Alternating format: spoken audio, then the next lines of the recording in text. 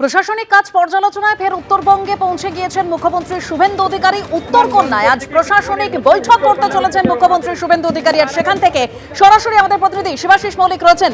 শিবাশিস, একদম তাই। দেখো দেবস্মিতা, শুরুতেই তোমায় বলে রাখি যে এখনো পর্যন্ত ভোটের ফল প্রকাশের পর 2 মাস পার হয়নি এবং তার মধ্যেই কিন্তু উত্তরবঙ্গে প্রশাসনিক কাজে 3 বার পৌঁছে গেলেন মুখ্যমন্ত্রী শুভেন্দু অধিকারী। তিনি শপথ নিয়েছিলেন 9 মে, 20 মে উত্তরকন্যায়। এখন যেখানে আমি দাঁড়িয়ে রয়েছি সেই উত্তরকন্যায় প্রথম প্রশাসনিক সভা আয়োজন করা হয়েছিল। সেখানে বিধায়ক, প্রশাসনিক কর্তা সকলকে নিয়ে কিন্তু মুখ্যমন্ত্রী শুভেন্দু অধিকারী তিনি সেখানে প্রশাসনিক সভা করেছিলেন। এরপর জুন মাসে পাহাড়ে তার একটি কর্মসূচি ছিল এবং আজ জুলাইয়ের শুরুতেই কিন্তু ফের একবার উত্তরকন্যায় প্রশাসনিক পর্যালোচনা বৈঠকে অংশ নিতে এসেছেন মুখ্যমন্ত্রী শুভেন্দু অধিকারী। 8টি জেলার প্রশাসনিক কর্তাদের এই বৈঠকে অংশ নিতে বলা হয়েছে। তাদের মধ্যে সশরীরে জলপাইগুড়ি, দার্জিলিংয়ের যে প্রশাসনিক কর্তা তারা উপস্থিত রয়েছেন।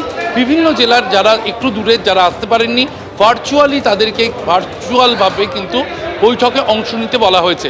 এবং 8 জেলার কর্তাদের সামনে শুভেন্দু অধিকারী মুখ্যমন্ত্রী যে বিষয়গুলি তুলে ধরলেন, বৈঠক সূত্রে যা জানা যাচ্ছে, ভিন রাজ্যের যারা চিকিৎসা করাতে আসেন এই রাজ্যে তাদের জন্য বিশেষ পরিষেবা চালু করবে পশ্চিমবঙ্গ সরকার। শিলিগুড়িতে তৈরি করা হচ্ছে সুস্বাস্থ্য ভবন, প্রস্তাব দিলেন মুখ্যমন্ত্রী। উত্তরবঙ্গের উন্নয়নে গতি আনার জন্য উত্তরবঙ্গ উন্নয়ন দপ্তরের একটি বিশেষ শাখা খোলা হবে। মালদার গাজলে একটি বিশেষ ভবন তৈরি করা হবে। উত্তরবঙ্গ উন্নয়ন সংক্রান্ত পশ্চিমবঙ্গ সরকারের যে বিশেষ বিভাগগুলি রয়েছে সেই বিভাগগুলির দপ্তর সেখানেও খোলার প্রস্তাব দিয়েছেন মুখ্যমন্ত্রী। যেহেতু বর্ষা প্রায় এসে গিয়েছে, প্রাক বর্ষা প্রস্তুতি খতিয়ে দেখতে বলা হয়েছে আধিকারিকদের এবং কোথাও যদি বিপর্যয় ঘটে যতটা সম্ভব বিপর্যয় এড়ানোর চেষ্টা করা হবে। যদি কোথাও বিপর্যয় ঘটে তাহলে জিরো টলারেন্স নিয়ে একেবারে উদ্ধার কাজে নেমে পড়তে হবে। কোথাও যেন কোনো রকম নেগলিজেন্সি না উঠে আসে তা প্রশাসনিক কর্তাদের সামনে ফের একবার স্পষ্ট করেছেন শুভেন্দু অধিকারী। নির্মাণ সংক্রান্ত যে কাজগুলি রয়েছে, নির্মাণ কাজে আমরা জানি বর্ষার সময় একটু সমস্যা হয়, পুজোর পর সেই কাজগুলিতে গতি আনতে বলা হয়েছে। বর্ষা চলাকালীন এনওসি পরিকল্পনা এই কাজগুলিতে মুখ্যমন্ত্রীর নিদান তা শেষ করে রাখতে হবে যাতে বর্ষা মিটলেই নির্মাণ কাজে নেমে পড়া যায়।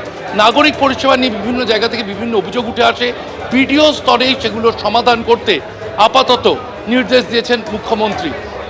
বিভিন্ন প্রান্তিক জেলার মানুষ তারা সরাসরি যোগাযোগ করতে পারেন না নবান্নে বা উত্তরকন্যায় এসে, তারা বিডিওর কাছে গেলে পর্যন্ত সেখানেই সমাধান করতে হবে, এমনটাই কিন্তু প্রশাসনিক কর্তাদের সামনে আজকে তুলে ধরেছেন মুখ্যমন্ত্রী শুভেন্দু অধিকারী।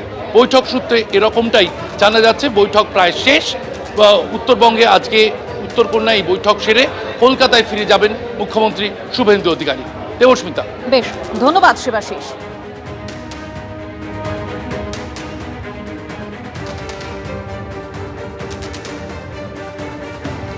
অন্যদিকে ময়নাগুড়িতে আজ জাতীয় সড়কে দুর্ঘটনায় আহতদের সঙ্গেও দেখা করবেন মুখ্যমন্ত্রী শুভেন্দু অধিকারী। 21শে জুন ময়নাগুড়িতে ট্রাকের সঙ্গে সরকারি বাসের সংঘর্ষ, যেখানে প্রাণ হারান 6 জন, আহত হন বেশ কয়েকজন। সেই আহতদের পরিবারের সঙ্গে অর্থাৎ আহতদের সঙ্গেও দেখা করতে চলেছেন মুখ্যমন্ত্রী শুভেন্দু অধিকারী।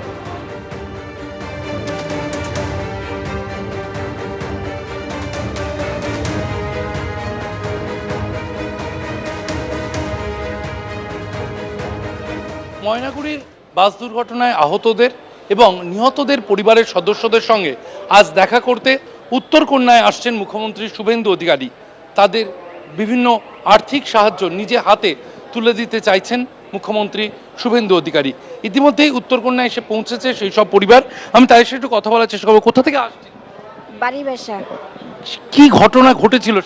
সেদিন আমরা বাসে যাচ্ছিলাম, যেতে যেতে ময়নাগুড়িতে হঠাৎ বাসটা অ্যাক্সিডেন্ট হয়ে গেল। অ্যাক্সিডেন্ট হয়ে যাওয়াতে কারো আমাদের হাত ভেঙে গেছে, কারো পাও ভেঙে গেছে, কেউ ডেড হয়ে গেছে।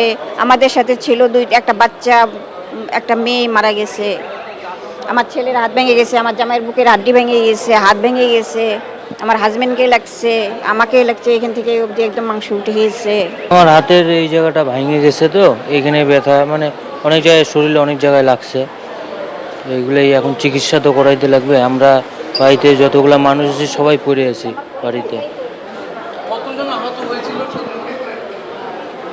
টোটাল খবরে তো দেখলাম কত 85 জনের মতো ছিল। এখন অতটা বলতে পারবো না, গাড়ি ভর্তি লোক ছিল, সেরকম তো অবস্থায় ছিলাম না যে কতজন লোক ছিল বলতে পারবো। পাশে দাঁড়াচ্ছে। হ্যাঁ, সরকার তো বলছে যে এই যে আজকে আমাদেরকে ফোন করছিল, এখানে আসার কথা বলছে, এই জন্য আসলাম। এখন দেখা যাক কী হয়। আমরা চাচ্ছি আমাদের কিছু যদি পাই সাহায্য, তাহলে আমাদের চিকিৎসা করে আমরা বাঁচতে পারি স্যার। নিহতদের পরিবারের সদস্যরাও আসার কথা। উত্তরকন্যায় আসছেন স্বয়ং মুখ্যমন্ত্রী শুভেন্দু অধিকারী, নিজে হাতে আর্থিক সাহায্য তুলে দেবেন পরিবারগুলির কাছে। ক্যামেরায় অজয় দাসের সঙ্গে শিবাশিস মৌলিক, এবিপি আনন্দ, শিলিগুড়ি।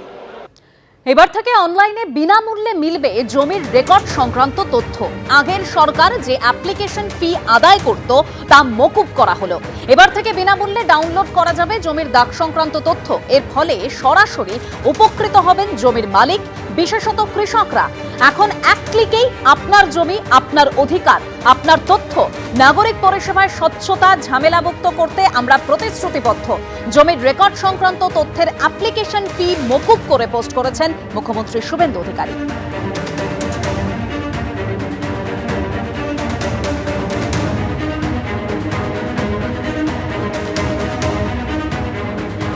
এবিপি আনন্দ, এগিয়ে থাকে, এগিয়ে রাখে।